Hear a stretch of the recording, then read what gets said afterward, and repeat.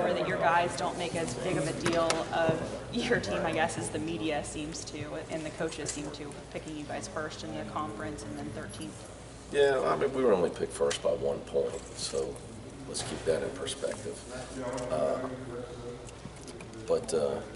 You know, we don't talk about anything other than basketball.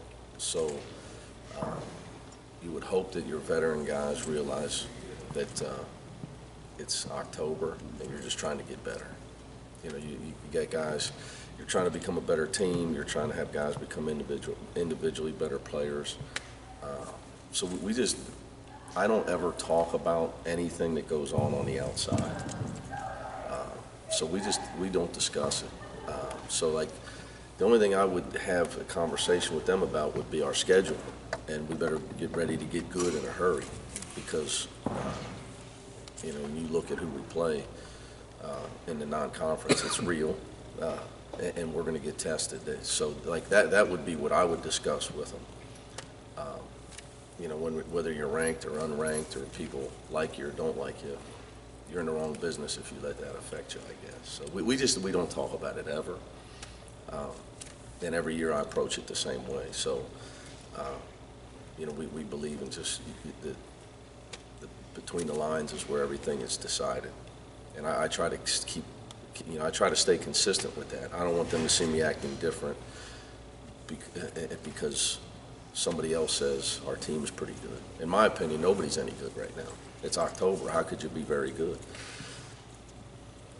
Do you talk to them about playing in a different arena for a season? No. Or do you think they're just adaptive and they'll go with it? I just think, you know, it's when it comes to that stuff as a coach, anything that whether it's a player gets injured, where the game is, who the referees are, whether the fans are there or not there, those are all things that should have nothing to do with your focus and your effort and your energy and what you're trying to accomplish.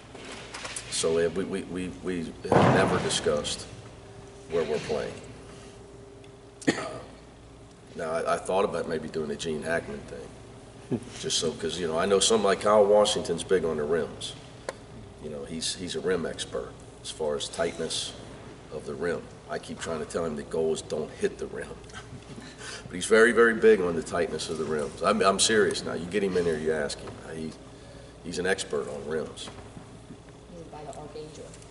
Yeah, no, he's into the, you know, he's so I think, you know, when it comes to that stuff, you know, he's one of the guys on the team that went over and played with Northern Kentucky's guys a few extra times this summer, just because, like, to him that matters. To me, it shouldn't matter at all. So we just don't discuss it a lot, you know. Coach, with a fast point guard like Kane Groom. What about Justin Jennifer? Yeah, that too. I'm How do you approach the making line? sure you knew he was on the team. Of course. How do you approach the line between aggressive and reckless? With any player, I think, you know, that their strength is their weakness. So whether if it's a scorer, if you're coaching a guy who's a really good scorer, he's going to take a couple of shots every now and then that may be questionable. But you can't take his aggressiveness away. So now you're talking about a guy that's, any guy on our team that's good with the ball and he attacks with the ball and he's got great speed. You got to realize at times he's going to have some mistakes. But you got to live with that because he's going to probably make more plays than a guy that maybe plays at a slower pace.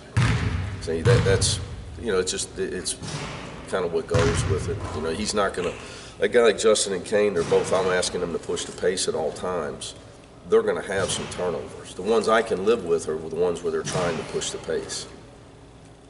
For people that haven't seen Kane, which is most people around here, can you describe his game, what they're going to see from him? He's a very shifty point guard. He's elusive. He can get by his man and put a lot of pressure on the other team defensively. He's a guy because he can beat his man. You know, I'd say offensively, he's a streaky shooter right now. He's more of a scorer than a shooter. But I think we're trying to get him to use his speed too on the defensive end. And he's still trying to find his way. You know, playing with these guys, you know, we rotate. We don't play with a starting five in practice. So we make things competitive. And with this team, I can tell you guys now, I've already told the guys, we will not start the same 5 guys. It'll be game to game. It could be a matchup versus our opponent. It could be who earned it in practice. So I told them right now, some of those guys, they need to lose their ego, because Trey Scott's way better. Nasir Brooks is way better. Justin Jennifer's a way better player than he was a year ago. And our freshmen are all very talented. So, Kane's going to play. How much he plays will depend on how well he plays. But trying to get him to use his speed a little more on the defensive end. But he's shifty on offense. He can create a lot of offense. How is his defenses? How would you Well, it's just, again, if you were his coach at Sacred Heart, and he had to play the whole game for you to win, the last thing you want to do is foul. So you're not, where for us, he and Justin are at the point of attack on our defense, so pressure on the ball is essential to our defense. And we lost Kevin Johnson, who was excellent at it. He was excellent. So Justin and Kane need to be able to do what Kevin did for us at the point of attack with our defense. And it's going to be extended more this year, so it's going to need to be even that much better. I talked to you last week about Jacob Evans. You showed the Kane Groom as a big scorer. You said you don't look at him that way. What do you think? What do you think? Kane Groom, he's the best player he can be. I'm not real big into, his roles to help. Every guy on this team has the same role in my mind. Help the team win. Play team basketball, take care of the ball, play great defense. If you're a guard, you got to, especially a point guard, you got to show leadership, get guys in the right position. As far as how much you score, doesn't really matter to me. I'm interested in the team scoring. The fact that he was the leading scorer in the country, that doesn't. That's a different world. I think. Let's take every guard on our roster and put them at Sacred Heart, and let's see how many points they score. So then when you look at it that way, it's different. So Kane would be the first guy to tell you. He's much more than that. He's got fluid vision. He's a great passer. He's an excellent passer. So fans who show up from what they've read and heard about him, expecting him to score 23, 24 points a game, probably are not going to see that. I'd be shocked. Doesn't mean that, hey, I'd be happy if you. Trust me, I'm all for every guy on the team averaging 20. I'm all for it. It's not my. But I just think he's playing on a much better team but against much different defense. You go around the rim at the high level. Everything at the rim is contested. So a lot of points you can get at certain levels, you can't get in on practice. You can't get those baskets around the rim. And you've talked a lot about Justin Jennifer. I think he's just matured a lot. He's finally growing up. He's become much more coachable. I think his dedication level has improved. I think probably I let him accept a backup role too much. He didn't challenge Troy enough. And being an upperclassman now, he knows it's now or never for him. I've been really impressed with how hard he is trying to become a good player. He's really, really given everything he's got to make sure that he's able to help us, and he wants to play. He's every day, he is not taking a back seat. Oh, yeah, every day. Every day. So there's been days where he's been our best player in practice. Coach, you mentioned you don't want to go on Team Hackman, but is Saturday, did you do something for your guys just going there and playing in that, or did you do something to get them? Oh, no doubt. You got to get them over there. Yeah. So, that's why Saturday is good. We're even going to wear uniforms because I wanted to make, usually in the red-black, we wouldn't wear uniforms. We wear our practice gear. We're going to wear uniforms. So they try to get a feel of, this is what we're playing all year. But like I said, you got to go to Billie Jean Hackman. Because Kyle needs to know the rim is the same height. Now, he's going to dispute that. He just, like right now behind me, they dispute. They think that the west basket is much easier to shoot on than the east basket. So again, if you don't hit the rim, I don't see how it matters. But hey, players, you know, I think as a coach, you got to respect that your players do have things. You don't want them thinking about stuff like that. So you got to get them comfortable. So, you know, the next few weeks we'll do everything we can to get comfortable. You talked about the past non-conference games with teams like Ohio State, who wants to play you, who doesn't want to play you. Obviously, you're going to play Ohio State next year. Have you noticed a renewed sense with the new staffing there of that pipeline being connected again? You're talking about Ohio State? Yeah, Ohio State. I think it's great that they're playing this, and it wasn't very complicated. You know, we have a posting on there's websites where you schedule games in our world, and we're always looking for high major home and homes. They contacted us. I thought they were kidding. They weren't, and we got a game done fairly quickly. So I think it's great. I would tell you nationally, I think there's just been more of a sense nationally, what I sense, of playing that we all need to play more games. You know, I think it's harder to sell tickets for athletic departments.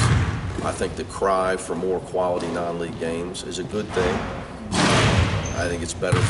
If you were asked our players, they'd much rather play that type of game.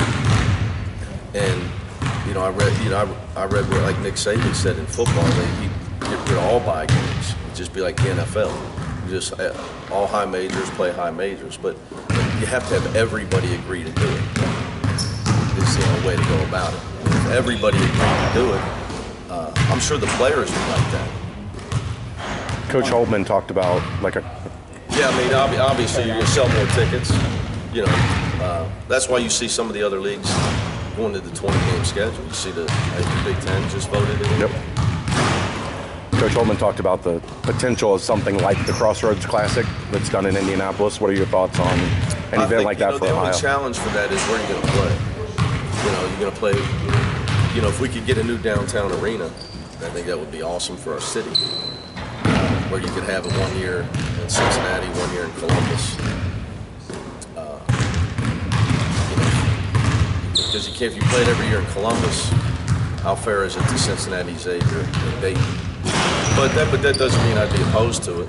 But I'd still rather, you know, I still like to play the, you know, home and home. But we'll see. You know, I think it's a great start. So I'm open to everything. Coach has been picked a lot, but has there been? I agree. What's the funnest part of practice so far? Has there been a fun part of practice so far that you really have enjoyed so far? I think Kyle and Gary have great leadership, so it makes it easy. We have had very few practices that haven't been at a high level. That's because of Kyle and Gary. So that it's much harder on a coach when you have all young guys because they really struggle to pay attention. That's just the trait of a young player. 2, they don't know how to practice hard. And they're not trained. It's trained versus untrained. So our 2 senior leaders are extremely mature guys. And they take on the leadership role of making sure everybody else is ready all the time. So that for me is it's golden for me. You may have seniors, but they may be the 2 guys just sleeping in the corner, stretching before practice. So, but when your 2 seniors are these 2 guys, and, you know, Gary's not as vocal as Kyle, but Gary's always ready to practice. Kyle's always ready and he's always vocal. So that helps me, you know. And I've done this long enough to know it's a luxury. You don't always have it. And I'm not gonna, you know, I'm worried about next year. Those guys are, like John Rothstein says, Gary Clark's a problem. My problem is Gary Clark's done everything.